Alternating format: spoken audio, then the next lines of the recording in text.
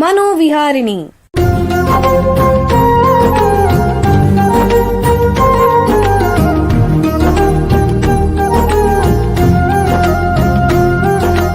ಬೆಂಗಳೂರಿನ ನಿಮ್ಹಾನ್ಸ್ ವತಿಯಿಂದ ಮಾನಸಿಕ ಆರೋಗ್ಯ ಮತ್ತು ನರವಿಜ್ಞಾನ ಕುರಿತ ಪ್ರಾಯೋಜಿತ ಶಿಕ್ಷಣ ಮಾಲಿಕೆ. ಸಹಯೋಗ ಕರ್ನಾಟಕ ವಿಜ್ಞಾನ ಮತ್ತು ತಂತ್ರಜ್ಞಾನ ಅಕಾಡೆಮಿ, ವಿಜ್ಞಾನ ಮತ್ತು ತಂತ್ರಜ್ಞಾನ ಇಲಾಖೆ, ಕರ್ನಾಟಕ ಸರ್ಕಾರ. ಕೇಳಿ ಮಾನಸಿಕ ಆರೋಗ್ಯ ಮತ್ತು ನರವಿಜ್ಞಾನ ಕುರಿತ ಮಾಲಿಕೆ ಮನೋವಿಹಾರಿಣಿ. ನಮಸ್ಕಾರ ಶ್ರೋತೃಗಳೇ, ನಿಮಗೆಲ್ಲರಿಗೂ ಮನೋವಿಹಾರಿಣಿ ಶಿಕ್ಷಣ ಮಾಲಿಕೆ ಈ ಸಂಚಿಕೆಗೆ ಆತ್ಮೀಯ ಸ್ವಾಗತ. ಹಿಂದಿನ 3 ಸಂಚಿಕೆಗಳಲ್ಲಿ ನರಮಂಡಲದ ಅಸ್ವಸ್ಥತೆಗಳಲ್ಲಿ ಮುಖ್ಯವಾಗಿರೋ ಎಪಿಲೆಪ್ಸಿ ಬಗ್ಗೆ ತಿಳ್ಕೊಂಡ್ವಿ. ಅದನ್ನ ಇಂದಿನ ಕಾರ್ಯಕ್ರಮದಲ್ಲಿ ಮುಂದುವರಿಸೋಣ. ಹಿಂದಿನ ಸಂಚಿಕೆಗಳಲ್ಲಿ ಎಪಿಲೆಪ್ಸಿ ಬಗ್ಗೆ ಏನೇನು ತಿಳ್ಕೊಂಡ್ವಿ ಅಂತ ಜ್ಞಾಪಿಸ್ಕೊಳ್ಳೋಣ. ಎಪಿಲೆಪ್ಸಿ ಅಥವಾ ಅಪಸ್ಮಾರ ಅನ್ನೋದು ಮೆದುಳಿನಲ್ಲಿ ಹರಿಯುವಂತಹ ವಿದ್ಯುತ್ನಲ್ಲಿ ಏರುಪೇರಾದರೆ ಉಂಟಾಗುವಂತಹ ಕಾಯಿಲೆ. ನಮ್ಮ ದೇಶದಲ್ಲಿ ಕಂಡುಬರುವಂತಹ ಸಾಮಾನ್ಯವಾದಂತಹ ನರಮಂಡಲದ ಕಾಯಿಲೆಗಳ ಪೈಕಿ ಎಪಿಲೆಪ್ಸಿ ಕೂಡ ಒಂದು. ಸುಮಾರು 1-3% ಜನರಲ್ಲಿ ಕಂಡುಬರುವಂತಹ ಕಾಯಿಲೆ ಇದು. ಹಲವರಲ್ಲಿ ಶಾಶ್ವತವಾದ ಕಾಯಿಲೆ ಅಲ್ಲ ಇದು. ಯಾರಿಗೆ ಬೇಕಾದರೂ ಬರ್ಬೋದು, ಆದರೆ ಮಕ್ಕಳಲ್ಲಿ ಸ್ವಲ್ಪ ಜಾಸ್ತಿ. ಕೆಲವು ಸಂದರ್ಭಗಳಲ್ಲಿ ಆನುವಂಶಿಕ ಕಾರಣಗಳಿಂದ ಬರುತ್ತೆ. ಅದಲ್ಲದೆ ಮೆದುಳುಗಾಯ, ಮೆದುಳು ಸೋಂಕು, ಲಕ್ವ ಅಥವಾ ಮೆದುಳಿನ ವಿಕಾಸದ ಸಂದರ್ಭದಲ್ಲಿ ಬರಬಹುದು. ಇದು ಖಂಡಿತ ಒಬ್ಬರಿಂದ ಒಬ್ಬರಿಗೆ ಹರಡುವಂಥ ಸಾಂಕ್ರಾಮಿಕ ಕಾಯಿಲೆ ಅಲ್ಲ. ರೋಗ ಲಕ್ಷಣಗಳು ಏನು ಅಂತಂದರೆ ಮುಖ್ಯವಾಗಿ ಸೆಳೆತ, ಅಂದರೆ ಸೆಳವು, ಅಂದರೆ ಫಿಟ್ಸ್ ಅಂತ ಬರುತ್ತೆ. ಈ ಫಿಟ್ಸ್ನಲ್ಲೇ ಸುಮಾರು 10 ವಿವಿಧ ರೀತಿಗಳಿವೆ ಅಂತ ತಜ್ಞರು ಹಿಂದಿನ ಸಂಚಿಕೆಯನ್ನು ತಿಳಿಸಿದ್ರು. ಯಾರಿಗಾದರೂ ಫಿಟ್ಸ್ ಬಂದರೆ ಸುತ್ತಲಿನ ಜನ ಏನು ಮಾಡಬೇಕು, ಏನು ಮಾಡಬಾರ್ದು ಅಂತ ತಜ್ಞರು ತಿಳಿಸಿದ್ರು. ಅದೇ ರೀತಿ ಎಪಿಲೆಪ್ಸಿನ ಗುರುತಿಸಕ್ಕೆ ವೈದ್ಯರು ಆಸ್ಪತ್ರೆಯಿಂದ ಯಾವ ರೀತಿ ಪರೀಕ್ಷೆಗಳನ್ನು ಮಾಡ್ತಾರೆ ಮತ್ತು ಯಾವ ರೀತಿ ಚಿಕಿತ್ಸೆ ಕೊಡ್ತಾರೆ, ಮುಖ್ಯವಾಗಿ ಯಾವ ರೀತಿ ಮಾತ್ರೆಗಳನ್ನು ಇದಕ್ಕೆ ಕೊಡ್ತಾರೆ, ಅದರ ಬಗ್ಗೆ ಕೂಡ ಹಿಂದಿನ ಸಂಚಿಕೆಗಳಲ್ಲಿ ತಜ್ಞರು ವಿವರಿಸಿದರು. ಎಪಿಲೆಪ್ಸಿಗೆ ಇರುವಂತಹ ಮುಖ್ಯವಾದ ಚಿಕಿತ್ಸೆಗಳಲ್ಲಿ ಶಸ್ತ್ರಚಿಕಿತ್ಸೆ ಕೂಡ ಒಂದು. ಶಸ್ತ್ರಚಿಕಿತ್ಸೆ ಅಂದರೆ ಸರ್ಜರಿ. ಇಂದಿನ ಸಂಚಿಕೆಯಲ್ಲಿ ಇದರ ಬಗ್ಗೆ ಹೆಚ್ಚಿನ ಮಾಹಿತಿ ತಿಳ್ಕೊಳ್ಳೋಣ. ನ್ಯೂರೋ ಸರ್ಜರಿ ಅಂದರೆ ನರಶಸ್ತ್ರಚಿಕಿತ್ಸೆ ಕ್ಷೇತ್ರದಲ್ಲಿ, ಅದರಲ್ಲೂ ಎಪಿಲೆಪ್ಸಿ ಸರ್ಜರಿ ಕ್ಷೇತ್ರದಲ್ಲಿ ಸುಮಾರು 20 ವರ್ಷಗಳಿಂದ ವೈದ್ಯಕೀಯ ಸೇವೆ ಮತ್ತು ಸಂಶೋಧನೆ ಮಾಡ್ತಾ ಇರುವಂತಹ ನಿಮ್ಹಾನ್ಸ್ ಸಂಸ್ಥೆಯ ನ್ಯೂರೋ ಸರ್ಜರಿ ವಿಭಾಗದಲ್ಲಿ ಪ್ರಾಧ್ಯಾಪಕರಾಗಿರುವಂತಹ ಡಾಕ್ಟರ್ ಅರಿವಳಗನ್ ಅವರು ನಮ್ಮೊಂದಿಗಿದ್ದಾರೆ. ಅವ್ರನ್ನ ಸ್ವಾಗತಿಸೋಣ. ನಮಸ್ಕಾರ ಡಾಕ್ಟರ್ ಅರಿವಳಗನ್ ಅವರೇ. ನಮಸ್ಕಾರ ಸರ್. ನಿಮಗೆ ಈ ಕಾರ್ಯಕ್ರಮಕ್ಕೆ ಸ್ವಾಗತ. ಅವರೊಂದಿಗೆ ಅದೇ ವಿಭಾಗದಲ್ಲಿ ಸುಮಾರು 15 ವರ್ಷಗಳಿಂದ ಸೇವೆ ಸಲ್ಲಿಸ್ತಾ ಇರುವಂತಹ ಹೆಚ್ಚುವರಿ ಪ್ರಾಧ್ಯಾಪಕರಾಗಿರುವಂತಹ ಡಾಕ್ಟರ್ ನಿಶಾಂತ್ ಸದಾಶಿವ ಅವರು ಕೂಡ ನಮ್ಮೊಂದಿಗಿದ್ದಾರೆ. ಅವ್ರನ್ನ ಸ್ವಾಗತಿಸೋಣ. ನಮಸ್ಕಾರ ಡಾಕ್ಟರ್ ನಿಶಾಂತ್ ಸದಾಶಿವ ಅವರೇ. ನಮಸ್ಕಾರ. ನಿಮಗೆ ಈ ಕಾರ್ಯಕ್ರಮಕ್ಕೆ ಸ್ವಾಗತ. ಡಾಕ್ಟರ್ ಅರಿವಳಗನ್ ಅವರೇ, ನಿಮಗೆ ಮೊದಲನೇ ಪ್ರಶ್ನೆ ಏನು ಅಂತಂದ್ರೆ, ಈ ಎಪಿಲೆಪ್ಸಿ ಅಥವಾ ಅಪಸ್ಮಾರಕ್ಕೆ ಸರ್ಜರಿ ಅಂದ್ರೆ ಶಸ್ತ್ರಚಿಕಿತ್ಸೆ ಅಂತಂದ್ರೆ ಏನು, ಮತ್ತೆ ಅದರ ಪ್ರಾಮುಖ್ಯತೆ ಏನು, ದಯವಿಟ್ಟು ತಿಳಿಸ್ಕೊಡಿ. ಎಪಿಲೆಪ್ಸಿ ಬರುವ ಪೇಷಂಟ್ಗೆ ಸುಮಾರು ಪೇಷಂಟು ಔಷಧನಲ್ಲೇ ವಾಸಿ ಆಗುತ್ತೆ. ಸರ್ಜರಿಯು ಎಲ್ಲರ ಪೇಷಂಟ್ಗೂ ಅವಶ್ಯ ಏನು ಇರಲ್ಲ. ಜನರಿಗೆ ನೋಡುವಾಗ ಯಾರಿಗೆ ಫಿಟ್ಸ್ ಬರೋದು ಅವರು ನ್ಯೂರಾಲಜಿಸ್ಟ್ ಡಾಕ್ಟರ್ ನೋಡ್ಬಿಟ್ಟು 100ರಲ್ಲಿ 70% ಜನಗೆ ಮಾತ್ರನಲ್ಲೇ ಕಂಟ್ರೋಲ್ ಆಗ್ಬಿಡುತ್ತೆ. ಔಷಧ ಕೊಡ್ತಾ ಇರುವಾಗ ಅದರಲ್ಲಿ ಕಂಟ್ರೋಲ್ ಆಗ್ಬಿಡುತ್ತೆ. ಅವ್ರಿಗೆ ಔಷಧ ಬಿಟ್ಟು ಬೇರೆ ಯಾವ ತರಿಗೇನೋ ಟ್ರೀಟ್ಮೆಂಟ್ ಅವ್ರಿಗೆ ಅವಶ್ಯಕ ಇರಲ್ಲ. ಸೊ 100ರಲ್ಲಿ 30% ಜನಗೆ ಔಷಧ ಕೊಟ್ಟಿದ ಮೇಲೇನೂ ಕಂಟ್ರೋಲ್ ಆಗಲ್ಲ. ಸೊ ಅವ್ರಿಗೆ ಮಾಮೂಲಿ ರೆಗ್ಯುಲರ್ ಟೆಸ್ಟ್ ಮೇಲೆ ಸ್ಪೆಷಲ್ ಟೆಸ್ಟ್ ಎಲ್ಲ ಮಾಡಬೇಕಾಗಿತ್ತು. ಅವರು ಅದು ಮಿಕ್ಕದ 30% ಅಲ್ಲಿ 10% ಜನಗೆ ಸರ್ಜರಿ ಮಾಡೋದಲ್ಲಿ ಉತ್ತಮ ಉಪಯೋಗ ಆಗೋದಕ್ಕೆ ಚಾನ್ಸಸ್ ಇದೆ. ಅದು ಇದು 100ರಲ್ಲಿ 10% ಜನ ಯಾರು ಅಂತ ಕಂಡುಹಿಡಿಯುವುದೇ ಒಂದು ಸ್ಪೆಷಲಿಸ್ಟ್ ಇನ್ವೆಸ್ಟಿಗೇಷನ್. ಅದು ಇಲ್ಲಿ ನಿಮ್ಹಾನ್ಸ್ ಅಲ್ಲಿ ತುಂಬಾ ವರ್ಷದಿಂದ ಮಾಡ್ತಾ ಇರೋದು. ಸೊ ಸರ್ಜರಿ ಅಂದ್ರೆ ಎಲ್ರಿಗೂ ಅದು ಉಪಯೋಗ ಆಗಲ್ಲ. 10ಲ್ಲಿ ಒಬ್ಬರಿಗೆ ಬೇಕಾಗಿರುತ್ತೋ ಉಪಯೋಗ ಆಗುತ್ತೋ ಅದು ಯಾರು ಅವ್ರಂತ ಕಂಡುಹಿಡಿಯೋದು ಒಂದು ಸ್ಪೆಷಲಿಸ್ಟ್ ಟ್ರೀಟ್ಮೆಂಟ್. ಅದೆಲ್ಲ ಕರೆಕ್ಟ್ ಆಗಿ ಕಂಡುಹಿಡಿದ ಮೇಲೇನೆ ಸರ್ಜರಿ ಮಾಡಿದ್ರೆ ಅದು ಅವ್ರಿಗೆ ಉಪಯೋಗ ಆಗುತ್ತೆ. ಏನಕ್ಕೆ ಸರ್ಜರಿ ಇಲ್ಲಿ ಮುಖ್ಯ ಅಂದ್ರೆ,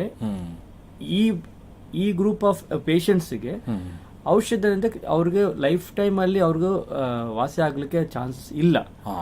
ಆ ತರ ಜನಗಳಿಗೆ ಆಪರೇಷನ್ ಮಾಡುವಾಗ ಆಪರೇಷನ್ ಇಂದ ಅವ್ರಿಗೆ 3/4 ಚಾನ್ಸಸ್ ಇದೆ ಫಿಟ್ಸ್ ಕಂಟ್ರೋಲ್ ಆಗ್ಲಿಕ್ಕೆ. ಸೊ ಈ ತರ ಪೇಷಂಟ್ಸ್ಗೂ ಸರ್ಜರಿ ತುಂಬಾ ಒಳ್ಳೇದಾಗುತ್ತೋ ತುಂಬ ಅನುಕೂಲ ಆಗುತ್ತೆ.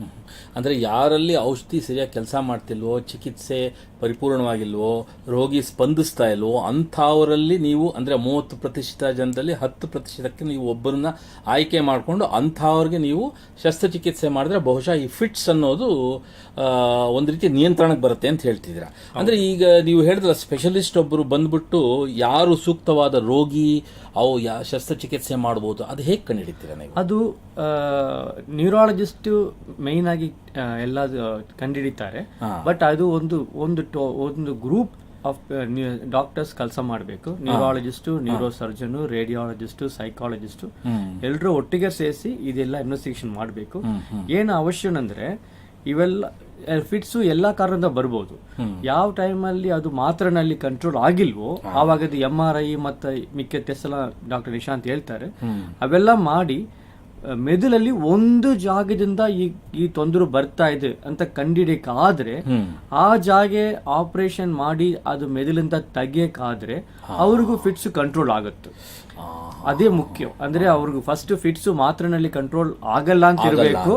ಅವ್ರಿಗೂ ಇದು ಎಲ್ಲಾ ಟೆಸ್ಟ್ ಮಾಡೋದ್ರಿಂದ ಮೆದುಳಲ್ಲಿ ಯಾವ ಜಾಗದಿಂದ ಇದು ಶುರು ಆಗತ್ತೆ ಅಂತ ಕಂಡಿಡಿಬೇಕು. ಅದು ಎಲ್ಲಿಂದ ಶುರು ಆಗೋದನ್ನ ಕಂಡಿಡಿಯಕಾದ್ರೆ ಅವ್ರಿಗೂ ಸರ್ಜರಿ ಮೂಲದಾಗಿ ಅದು ತೆಗೆದು ಬಿಟ್ರೆ ಅವ್ರಿಗೂ ಫಿಟ್ಸ್ ನಿಂತ್ಕೊಳ್ಳುತ್ತೆ. ಅದು ಎಲ್ಲಿಂದ ಶುರು ಆಗುತ್ತೆ ಅಂದ್ರೆ ಅಲ್ಲಿ ಒಂದು ಗಡ್ಡೆ ಇರ್ಬೋದು, ಇಲ್ಲ ಒಂದು ಗಾಯ ಇರ್ಬೋದು, ಇಲ್ಲ ಹುಟ್ಟಿದಂಗನೆ ಮೆದುಳಲ್ಲಿ ಅಲ್ಲಿ ಏನಾದ್ರೂ ಅಬ್ನಾರ್ಮಾಲಿಟಿ ಇರ್ಬೋದು. ಈ ತರ ಸುಮಾರು ಇಲ್ಲ ಏನಾದ್ರೂ ಚಿಕ್ಕ ವಯಸ್ಸಲ್ಲಿ ಇನ್ಫೆಕ್ಷನ್ ಆಗಿ ಒಂದು ಗಾಯ ಆಗಿರ್ಬೋದು. ಯಾವುದೇ ಕಾರಣದಿಂದ ಬ್ರೈನ್ ಅಲ್ಲಿ ಒಂದು ಜಾಗಿನಲ್ಲಿ ತೊಂದರೆ ಆಗಿದೆ ಅಂದ್ರೆ ಅಲ್ಲಿಂದ ಇದು ಫಿಟ್ಸ್ ಶುರು ಆಗುತ್ತೋ ನಮ್ ಕಂಡಿಡಿಯಕಾದ್ರೆ ಅದು ಸರ್ಜರಿ ಮೂಲದಿಂದ ಅದು ತೆಗಿಯಕ್ಕಾಗತ್ತೆ. ಆ ತರ ತೆಗೆದ್ರೆ ಅವ್ರಿಗೂ ಕಂಟ್ರೋಲ್ ಆಗಲಿಕ್ಕೆ ತುಂಬಾ ಚಾನ್ಸಸ್ ಜಾಸ್ತಿ. ಬಹಳ ಉಪಯುಕ್ತವಾದ ಮಾಹಿತಿ ಕೊಟ್ಟಿದ್ದೀರಾ. ಈಗ ಒಂದು ಸಣ್ಣ ವಿರಾಮ ತಗೊಳ್ಳೋಣ, ನಂತರ ಎಪಿಲೆಪ್ಸಿ ಬಗ್ಗೆ ಚರ್ಚೆನ ಮುಂದುವರಿಸೋಣ. ಬೆಂಗಳೂರಿನ ನಿಮ್ಹಾನ್ಸ್ ಮಾನಸಿಕ ಆರೋಗ್ಯ ಮತ್ತು ನರವಿಜ್ಞಾನ ಕ್ಷೇತ್ರದಲ್ಲಿ ಹೆಸರುವಾಸಿ. ಶ್ರೇಷ್ಠ ಗುಣಮಟ್ಟದ ಔಷಧೋಪಚಾರ, ಸಂಶೋಧನೆ ಮತ್ತು ತರಬೇತಿ ಇವೇ ನಿಮ್ಹಾನ್ಸ್ನ ಪ್ರಮುಖ ಧ್ಯೇಯಗಳು. ದೇಶದ ವಿವಿಧ ಭಾಗಗಳಿಂದ ಬರುವ ಲಕ್ಷಾಂತರ ಜನರಿಗೆ ಚಿಕಿತ್ಸೆ ನೀಡುವ ನಿಮ್ಹಾನ್ಸ್ಗೆ ರಾಷ್ಟ್ರೀಯ ಪ್ರಾಮುಖ್ಯತಾ ಸಂಸ್ಥೆ ಎಂಬ ಗೌರವ. ಚಿಕಿತ್ಸೆ ಮತ್ತು ವೈದ್ಯಕೀಯ ಸೇವೆಗಳ ಜೊತೆಯಲ್ಲಿ ನರರೋಗ ಮತ್ತು ಮನೋವೈದ್ಯಕೀಯ ಪುನರ್ವಸತಿ ಸೇವೆಗಳು, ಸಮುದಾಯ ಮಟ್ಟದ ಆರೋಗ್ಯ ಕಾರ್ಯಕ್ರಮಗಳನ್ನು ನಡೆಸುವುದು ಹಾಗೂ ಜನಜಾಗೃತಿ ಮೂಡಿಸುವ ಕೆಲಸಗಳಲ್ಲಿ ಸಕ್ರಿಯವಾಗಿದೆ ನಿಮ್ಹಾನ್ಸ್.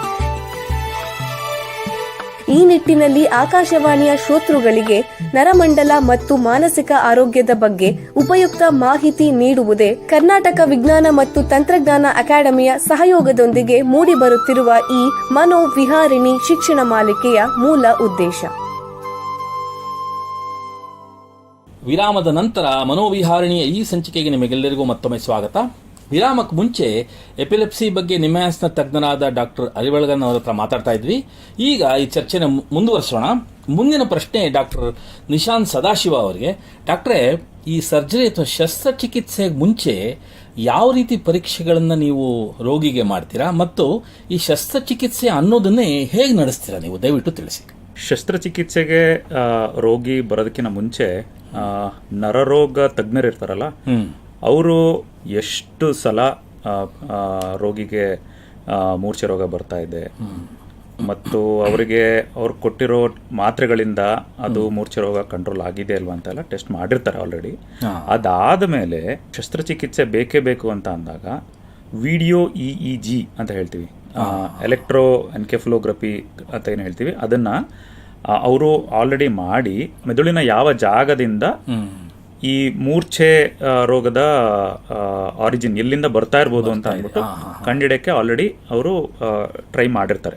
ಅದಾದ್ಮೇಲೆ ಒಂದು MRI ಸ್ಕ್ಯಾನ್ ಅಂತ ಮಾಡ್ತೀವಿ. ಅಕಸ್ಮಾತ್ ನಮಗೆ MRI ಅಲ್ಲಿ ಮತ್ತೆ ವಿಡಿಯೋ EEGಯಲ್ಲಿ, ಜನರಲ್ EEGಯಲ್ಲಿ ಅದರೆಲ್ಲದರಲ್ಲೂ ಕರೆಕ್ಟಾಗಿ ನಮಗೆ ಗೊತ್ತಾಗ್ತಾ ಇದೆ ಇದೇ ಜಾಗದಿಂದ ಫಿಟ್ಸ್ ಕಾಯಿಲೆ ಉತ್ಪನ್ನ ಆಗ್ತಾ ಇದೆ ಅಂತ ಗೊತ್ತಾದರೆ ನಾವು ನಮ್ಮ ರೋಗಿಗೆ ಹೇಳಿ ಈ ಜಾಗದನ್ನ ನಾವು ಆಪರೇಷನ್ ಮಾಡಿ ತೆಗೆದು ನಿಮ್ಗೆ ನೀವು ಗುಣಮುಖ ಮಾಡ್ಬೋದು ಅಂತ ಹೇಳ್ಬೋದು.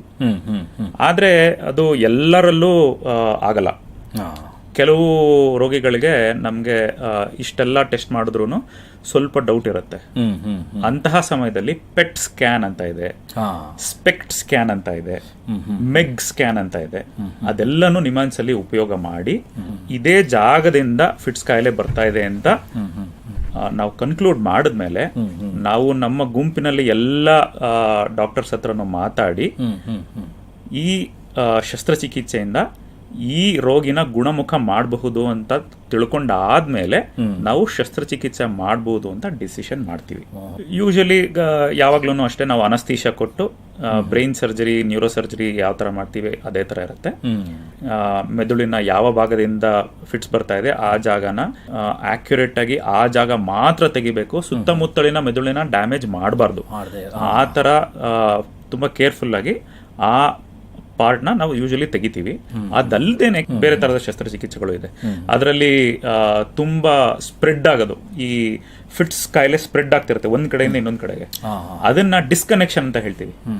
ತೆಗಿಯೋದ್ ಬೇಕಾಗಲ್ಲ, ಆದ್ರೆ ಒಂದು ಜಾಗದಿಂದ ಇನ್ನೊಂದು ಜಾಗಕ್ಕೆ ಹರಡನ್ನ ತಡೆಯೋ ತರ ಆಪರೇಷನ್ಗಳು ಇದೆ. ಆ ತರ ಆಪರೇಷನ್ ಅನ್ನು ಮಾಡ್ತೀವಿ. ಮುಂದಿನ ಪ್ರಶ್ನೆ ಡಾಕ್ಟರ್ ಅರಿವಳಗನ್ ಅವರಿಗೆ. ಡಾಕ್ಟ್ರೇ, ಈ ಎಪಿಲೆಪ್ಸಿ ಶಸ್ತ್ರಚಿಕಿತ್ಸೆಯ ಅಪಾಯಗಳು ಮತ್ತು ಪ್ರಯೋಜನಗಳೇನು ದಯವಿಟ್ಟು ತಿಳಿಸಿ. ಹಾಗೆ ಈ ಶಸ್ತ್ರಚಿಕಿತ್ಸೆಯಿಂದ ಏನಾದರೂ ಅಡ್ಡ ಪರಿಣಾಮಗಳು, ಸೈಡ್ ಎಫೆಕ್ಟ್ಸ್ ಇರುತ್ತಾ, ಅದನ್ನು ತಿಳಿಸಿ.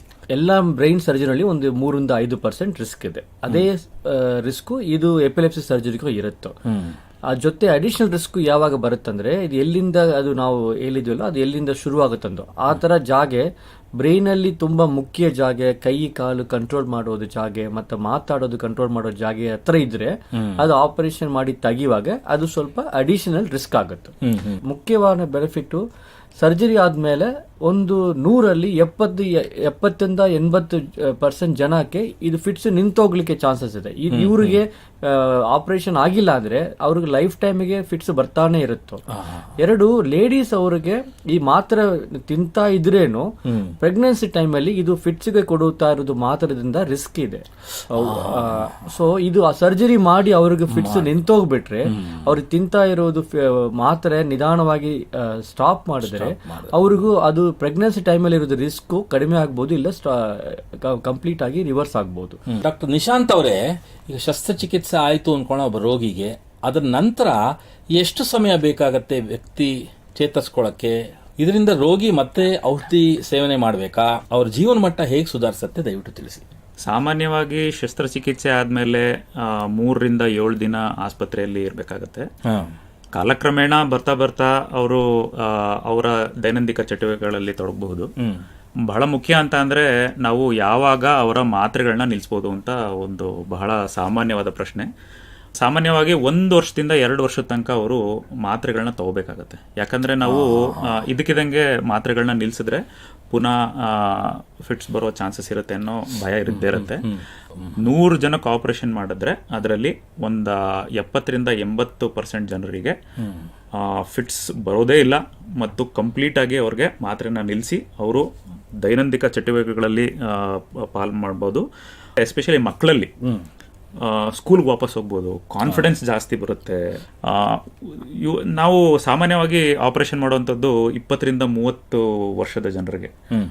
ಅವರು ಆರ್ಥಿಕ ಹಾಗೂ ಸಾಮಾಜಿಕ ಸ್ಥಿತಿ ಬಹಳ ಸುಧಾರಿಸುತ್ತೆ.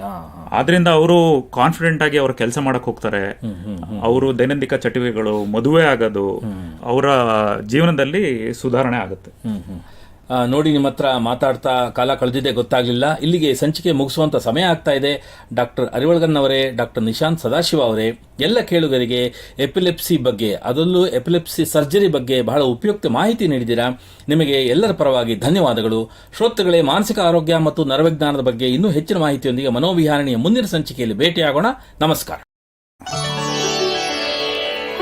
ಇಲ್ಲಿಯವರೆಗೆ ಬೆಂಗಳೂರಿನ ನಿಮ್ಹಾನ್ಸ್ ವತಿಯಿಂದ ಮಾನಸಿಕ ಆರೋಗ್ಯ ಮತ್ತು ನರವಿಜ್ಞಾನ ಕುರಿತ ಪ್ರಾಯೋಜಿತ ಶಿಕ್ಷಣ ಮಾಲಿಕೆ ಮನೋವಿಹಾರಿಣಿ ಕೇಳಿದಿರಿ. ಸಹಯೋಗ ಕರ್ನಾಟಕ ವಿಜ್ಞಾನ ಮತ್ತು ತಂತ್ರಜ್ಞಾನ ಅಕಾಡೆಮಿ, ವಿಜ್ಞಾನ ಮತ್ತು ತಂತ್ರಜ್ಞಾನ ಇಲಾಖೆ, ಕರ್ನಾಟಕ ಸರ್ಕಾರ. ನೆರವು ಮಾನಸಿಕ ಆರೋಗ್ಯ ಶಿಕ್ಷಣ ವಿಭಾಗ, ನಿಮ್ಹಾನ್ಸ್ ಹಾಗೂ ನಿವೇದಿತಾ BS, ನಿಮ್ಹಾನ್ಸ್. ಸಂಗೀತ ಸಂಯೋಜನೆ ಕೆ. ಕಲ್ಯಾಣ್. ಪರಿಕಲ್ಪನೆ, ನಿರೂಪಣೆ ಮತ್ತು ನಿರ್ಮಾಣ ಡಾಕ್ಟರ್ ಎಂಎಂ ಶ್ರೀನಿವಾಸ್ ಭರತ್ ನಿಮ್ಹಾನ್ಸ್. ನಿಮ್ಮ ಸಂದೇಶಗಳನ್ನು ಕಳಿಸಬೇಕಾದ ದೂರವಾಣಿ ಸಂಖ್ಯೆ 7891105524 7899105524. ವಾಟ್ಸ್ಆಪ್ ಸಂದೇಶಗಳು ಮಾತ್ರ. ಈ ಕಾರ್ಯಕ್ರಮದ ಮುಂದಿನ ಸಂಚಿಕೆ ಮುಂದಿನ ವಾರ ಇದೇ ಸಮಯಕ್ಕೆ ಮನೋವಿಹಾರಿಣಿ ಮಾಲಿಕೆಯಲ್ಲಿ.